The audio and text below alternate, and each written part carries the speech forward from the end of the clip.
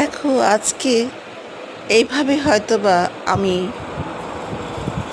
থাকবো না, যখন তখন আমার চাবিটাও পড়ে থাকবে, চশমাটাও আমার পড়ে থাকবে, তোমার পড়ে থাকবে, মোবাইলটা বাজবে, কেউ ধরবে না।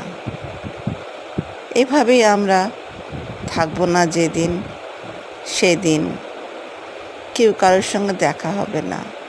হয়তোবা লাশটা পচা গন্ধ যখন বেরোবে, তখন হয়তো বা সিটি কর্পোরেশনের লোকগুলো এসে আমাদেরকে বের করে নিয়ে যাবে। এটাই আমাদের বাস্তবতা। মৃত্যুর সময় হয়তো বা তুমি আমি